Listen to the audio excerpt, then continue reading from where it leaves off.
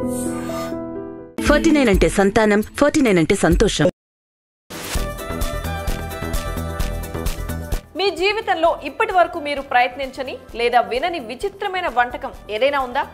ఇదేంటి ఇవన్నీ చైనా వాళ్లే కదా ట్రై చేస్తారు అనుకుంటున్నారా? రీసెంట్ గా ఇంటర్నెట్ లో వైరల్ గా మారిన ఓ విచిత్రమైన ఫుడ్ ఫ్యూజన్ ఇప్పుడు సోషల్ మీడియాలో సంచలనంగా మారింది. చైనాకు చెందిన ఈ వీడియోలో ఫుడ్ ను ప్రిపేర్ చేయడానికి అందులో ఏం ఉపయోగించారో తెలుసా? గులకరాళ్లు. అవును, మీరు వింటున్నది నిజమే. చైనాలో అత్యంత ఫేవరెట్ డిష్ కూడా ఇదేనట. ఇంతకీ దీన్ని ఎలా తింటారు? అసలు ఇది ఇంత ఫేమస్ ఎందుకైంది? ఇప్పుడు చూద్దాం. ఇక సోషల్ మీడియాలో వైరల్ అవుతున్న ఈ స్ట్రీట్ ఫుడ్ ఇంటర్నెట్ లో అందరినీ కన్ఫ్యూజన్ లో పడేసింది. ఈ రెసిపీ వీడియోలో ఒక షెఫ్ గులకరాళ్లకు కొన్ని వెజిటేబుల్స్, మసాలాలు యాడ్ చేసి వేడివేడిగా వడ్డిస్తున్నట్లు చూపించారు. సుయోడియు అని ప్రసిద్ధి చెందిన ఈ వంటకంలో మసాలా దినుసులు, సుగంధ ద్రవ్యాలతో పాటు నది రాళ్లను మెయిన్ ఇంగ్రీడియంట్ గా చేసి వండుతున్నారు. ప్రస్తుతం దీన్ని అందరూ వరల్డ్స్ హాటెస్ట్ డిష్ అని పిలుస్తున్నారు.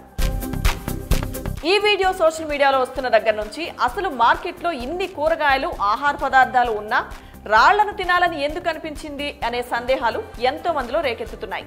అయితే ఇన్ని వందల సంవత్సరాల నాటి చరిత్ర ఉన్న చైనాలోని ఈ సుయోడియు డిష్ కొత్త వంటకం కాదట. ఎప్పటి నుంచో ఈ రెసిపీ వాడకంలో ఉంది అంటున్నారు అక్కడి ప్రజలు. అసలు దీన్ని ఏ సందర్భాల్లో వండుతారు, ఎలా తింటారు, అసలు దీన్ని మనుషులే తింటారా అని నెటిజన్లు వాపోతున్నారు. అయితే అక్కడి ప్రజలు దీన్ని పడవ నడిపేవారు నది మధ్యలో చిక్కుకుపోయినప్పుడు, సరుకులను పంపిణీ చేస్తున్నప్పుడు, ఆహారం అయిపోయినప్పుడు కొన్ని నది రాళ్లను సేకరించి ఆకలిని తగ్గించుకోవడానికి ఆహార తయారీలో ఉపయోగిస్తారట. నివేదికల ప్రకారం రాళ్లను పీల్చి రుచి చూసి ఆ తర్వాత విసిరేస్తారు. వీటిని అందరూ అనుకున్నట్టు కొరికి తినరు. మసాలా దినుసులతో పాటు కొంచెం గ్రేవీని కలిగి ఉన్న ఆహార వంటకాన్ని ఆస్వాదిస్తారు, అంతే.